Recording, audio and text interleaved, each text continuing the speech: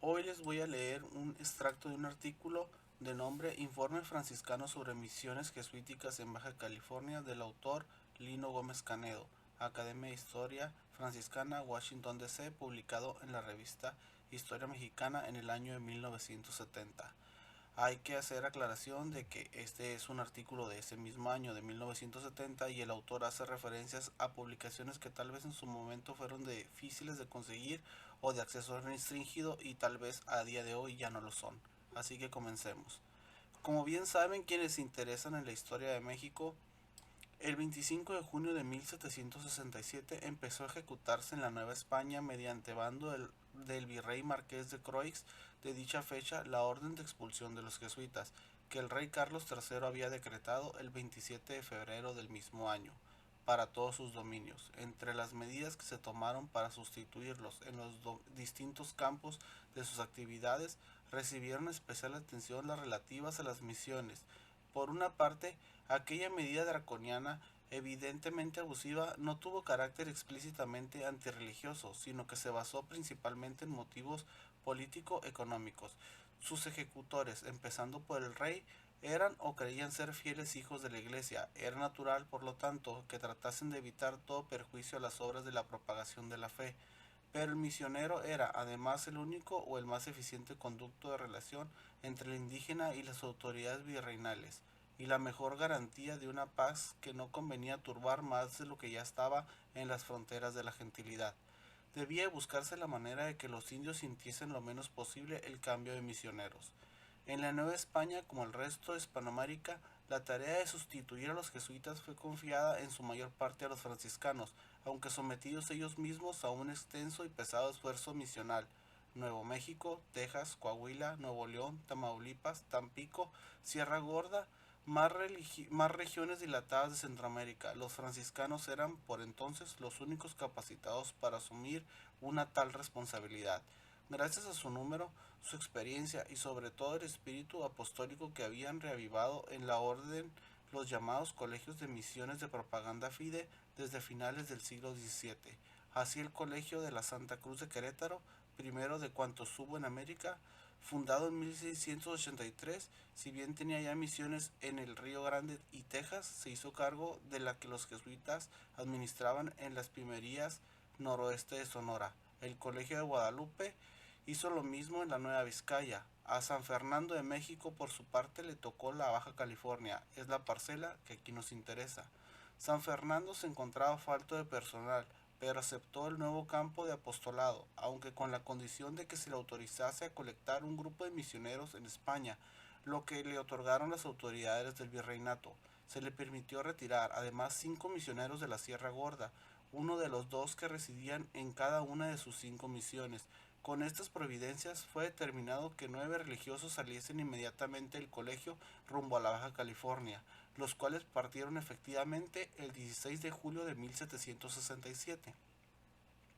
Eran Fray Junipero Serra, presidente de los sacerdotes, Fray Francisco Palou, Fray Juan Morán, Fray Antonio Martínez, Fray Ignacio Gastón, Fray Fernando Parrón, Fray Juan Sancho de la Torre, Fray Francisco Gómez y Fray Andrés Villaumbrales, por Querétaro y Guadalajara, en ninguna de cuyas ciudades hallaron como se esperaban a los 5 compañeros que debían unírseles de la Sierra Gorda.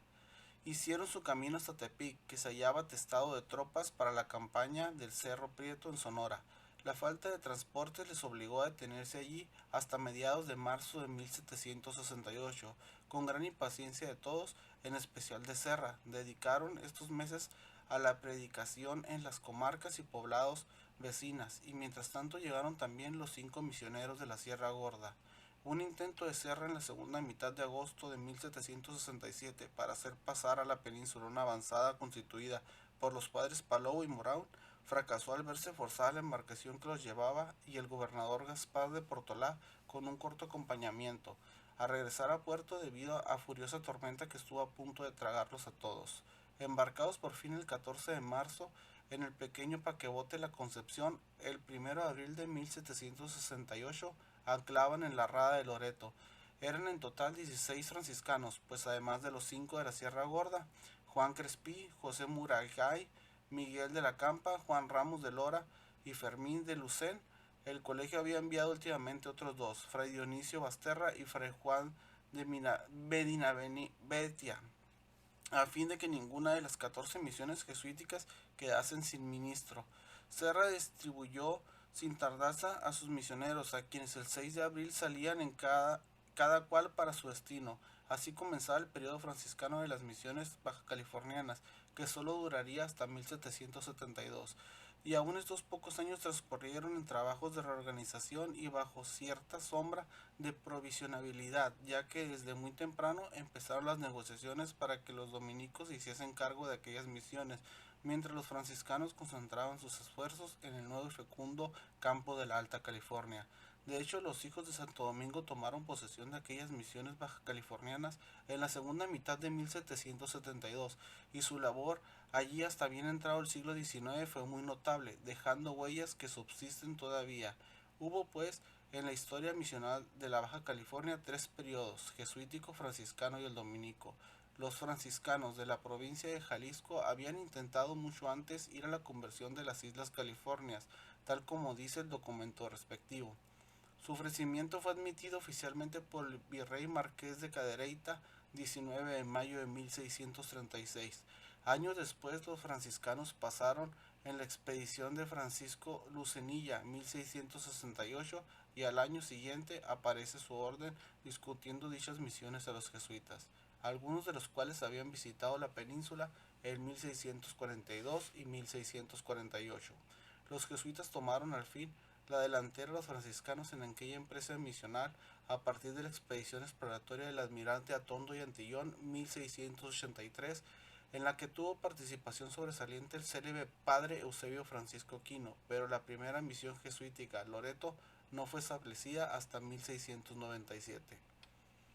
En conjunto, la historia misional de la Baja California no ha sido suficientemente explorada, a pesar de que abundan los materiales para hacerlo. La historiografía jesuítica, la más copiosa como es lógico, ha sido siempre y sigue siendo excesiva y necesariamente apologética, y suele ignorar la obra de los demás.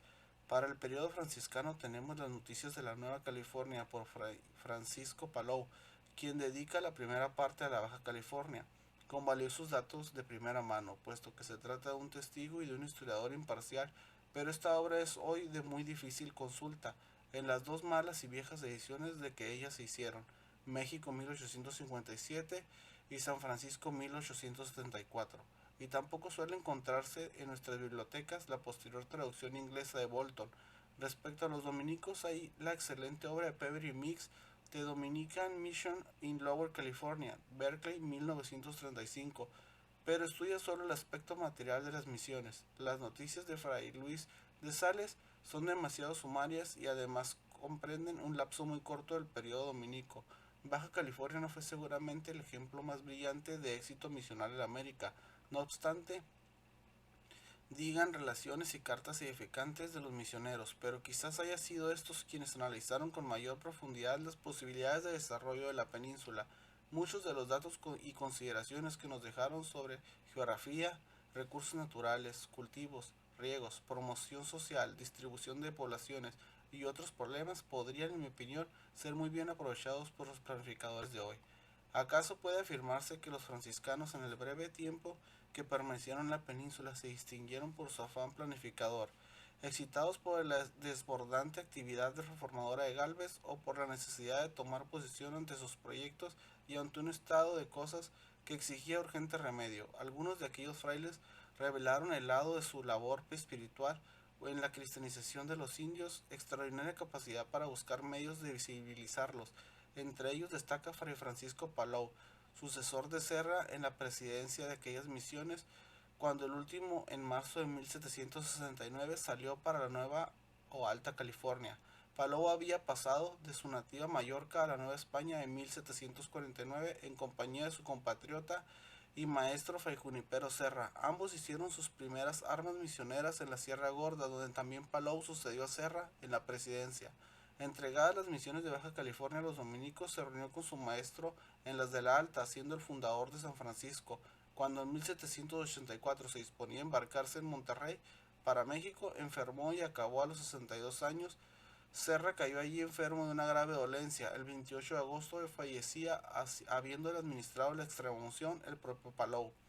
Tuvo que hacerse cargo de la presidencia de las misiones y regresó a San Francisco, donde el 28 de febrero de 1785 firmaba la dedicatoria de su vida de Fray Junipero Serra, impresa en México en 1787.